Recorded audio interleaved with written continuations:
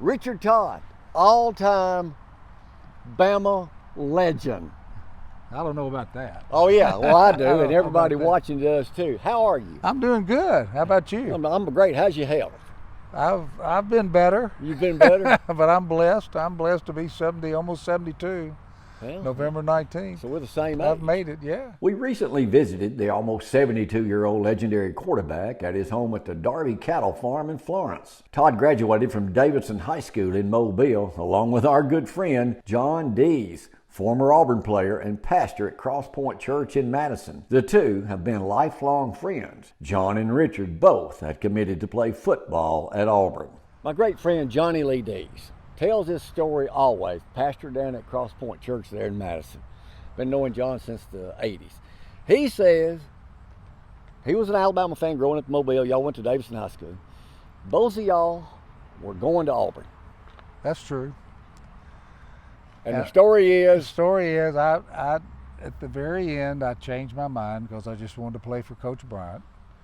I called John and told him, he goes, "Oh, I'm going to go to Alabama too." I said, "Okay, great." So then he called back like the next day and said, "I've talked to my dad, and my dad said I made a commitment, right, and you can't break your commitment." And I said, "Well, I guess I broke my commitment, but I'm going to Bama." But well, I liked Auburn. We're glad now. you did. Auburn, I loved Auburn. Pat Sullivan, Yeah. nicest guy in the world. You know, there were no recruiting rules back then. I went to Alabama one time. You know, Coach Bryant said, you know, they're not going to throw anymore if I come up there. I was, you know, the coach asked me to ask him that. He smoked. It was so funny. He's smoking a cigarette, and he said, will we throw more if you come up here? And he takes a puff, and he goes, "Nope." And then he said, he takes another puff, and he goes, "We had one of the best passers here ever, and it was Scott Hunter," and said, "We went like 6-6. So takes another puff. "If you come here, we're going to throw more." "Nope." So, But you went.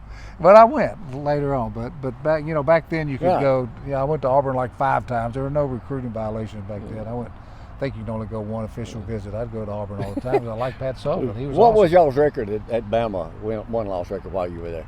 We won. We lost a game every year. We lost the bowl game. Well, 73 when I was second team behind Jeff Rutledge. And we lost to Notre Dame in the national championship. Well, we were UPI. They didn't care about the national, the bowl games.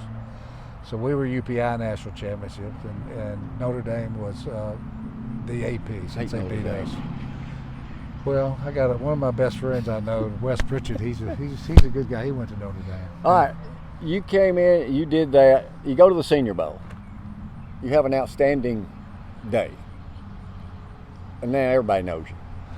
Well, it was kind of funny because I talked to Ray Perkins, and Ray Perkins was at the Senior Bowl coaching for New England, and he was opposing us, and we were coached by Chicago. And I was talking to him. He goes, we'll think you go in the 4th or 5th round because you're a good athlete.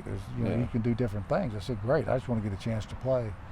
So I guess it was a bad year for quarterbacks, but I had, but I got there, and I'm going like, we threw an average of 6 times a game my senior year, and we played a lot of quarterbacks too. It wasn't just me.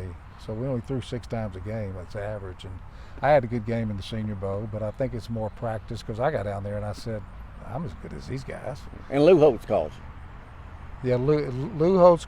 Yeah, he's coaching the Jets. Yeah, he's coaching the Jets, and it's so funny back then. Not the hoopla like it is now with the so.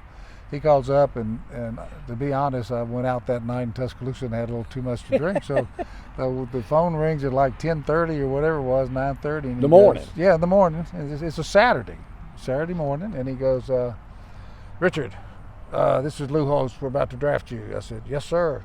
Not gonna be any trouble signing you, is there?" And I go, "No, sir." And I hang up the phone. He hangs up the phone, and that was it. And then about 1 o'clock, a sports writer from Tuscaloosa News called up and says, "Congratulations." I said, "Oh, what?" and he goes, "You were the 6th player picked in the draft." I go, "I was," which that mean a lot now. Back then, it wasn't. And then you go to the Jets and you replace Joe Namath. Yes.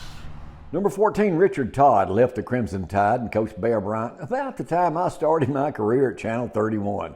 And except for a brief interview, this was the closest I ever got to Coach Bryant. Richard Todd went on to the NFL and replaced Joe Namath with the Jets, and later played for the Saints.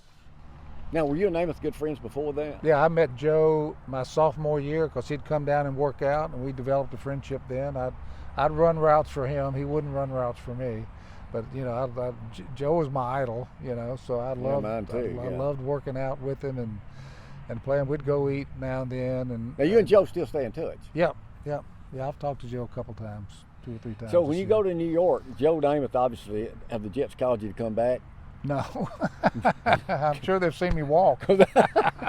What do you do now? I've been in the brokerage business for, I don't know, over 40 years, 25 with Bear Stearns, and then 10 with J.P. Morgan, all in Atlanta. And then went to Oppenheimer. So you're basically a for a few financial years. genius. No, I wouldn't say I wouldn't say, I got a PE degree. I'm not a financial genius. But I'm, you know, we got good products. I worked for Raymond James downtown, worked for Ken Taylor and Chris Dixon and John Sparks. So what do you do here at this big, beautiful Yellowstone-looking farm? Try to make my wife happy. We all do with that. With all the animals. She loves the animals. She is an animal. So what all you feed a day? Well, my wife, we got, I don't know, there's like 300 Brangus around here, and she has people that do that. And then at night, I don't know why she doesn't let them do a little more work later on in the afternoon, but she doesn't. So we go feed about 16 barn cats and bottle feed like 7 calves right now, and then 2 horses and some deer. So you're not milking a cow every morning, gathering eggs or nothing like that? No, she doesn't sell for breeding or milk. It's all, I mean, she doesn't sell for meat or we do milk. It's all breeding. She sells for breeding. So North Alabama's your home. It has been. Oh, it has been for long, since 1982. You miss anything about football? Yeah, I'd like to be playing now, but I don't know if I'd be any good with these guys nowadays. You know, it'd be great to make that kind of, I mean, these guys make generational money now. It's not like you, like I did, you quit and you got to find another job. These guys, there's Darby Lou, that's my daughter. Come on, Darby Lou, come say hello. So you're just living the life of a former, because like I was telling Gloria on the way over here, I said, growing up in Alabama, the Alabama quarterback was as popular or more popular than the governor. Well, it depends on if you're winning. If you're winning, that has a lot to do with it. Being the quarterback of Alabama, how big a job is that? Back then, it seems, the more I think about the 4 years at Alabama and Coach Bryant, it brings, and all the friends made, like Bob Baumhauer is still one of my best friends. I talked to Mike Stock, Rick Watson, Joey Pizzatola. Alan Pizzatola was a great friend of mine who passed away, and I still talk to his wife Suzanne and their kids. I see them at the ball games. It's just. What about Conley Duncan? Conley Duncan, I was about to say, I meant to tell him you were coming over, but I don't think he'd want to come with us. Did you play with Duffy Bowles too? Yeah, I did. I know Duffy. Duffy. Yeah, Duffy. I know Duffy. I saw Duffy and Andy Gothard, the Huntsville club. So you still stay in touch with some of these people? Yeah. Well, I mean, we talk when we see each other. Right. I got to ask you, like when Bama plays, are you on a thread with all these guys? Yeah, with about 5 of them. And y'all are going through it, criticizing or coaching or say, well, I can't believe they're doing that, or what a bad call, or what do y'all do on a thread? It's a lot easier to criticize now that Coach Saban isn't there. When Saban was there, you really didn't have any reason to criticize, but you couldn't. He's too good of a coach to even second guess him. But our coach is going to do fine. It takes a while. Well, I'm on a thread with a bunch of preachers. You ought to hear what they're doing. Golly, I can't believe that. Oh, I know. I'm sure. So how would you rate Coach DeBoer now? What he's going to do? Because that first game, he's out of here. Well, let's just rate the whole SEC. The SEC is the toughest conference in football, top to bottom. It's not even close. And DeBoer, it's hard to come in here and replace Saban. I mean, like it was Coach Bryant. It took 10 years to find the coach to get to finally take Saban's place. Besides Stallings in the middle there, but I think DeBoer is going to. You got to give him time, and he's. It seems like they're improving. Was Bear? Was he that tough? Coach Bryant, like. He was hard nosed. It's all different now. College football is about money now, and it's no loyalty. Back then there's loyalty, and he treated everybody the same. Like we said, there's nobody special. don't want to say he treated everybody like a dog, but I mean, you know, we were all treated the Has your same. buddy and our idol Joe Namath settled down? I hadn't seen him in quite a few years. but Compared yeah, to the what he last- used to be. Yeah, of course. Did you ever visit him in New York in his apartment and all that? No, but we used to hang out when my rookie year when I was with them. We'd go eat, and a couple times Was he well known still up there? Oh then? yeah, are you kidding me? Yeah, it's like, and I remember he had I'd never tried snuff. He always liked Copenhagen. So I'm riding, we're leaving practice, we're going to dinner to drink, and I'm gonna stay at his place.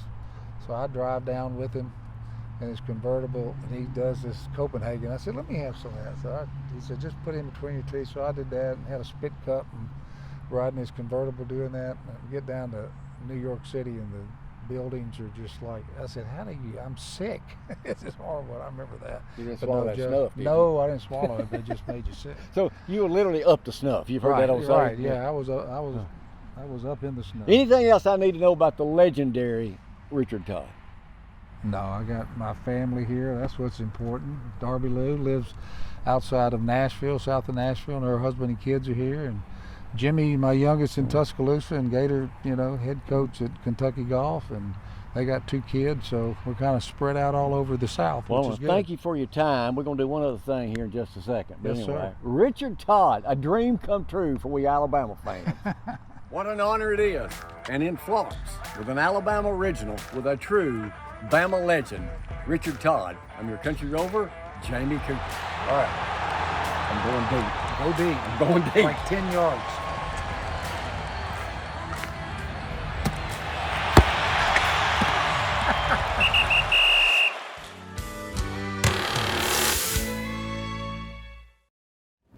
Alabama Original with country rover Jamie Cooper is brought to you by Corbin's Air, Water, and Power Solutions.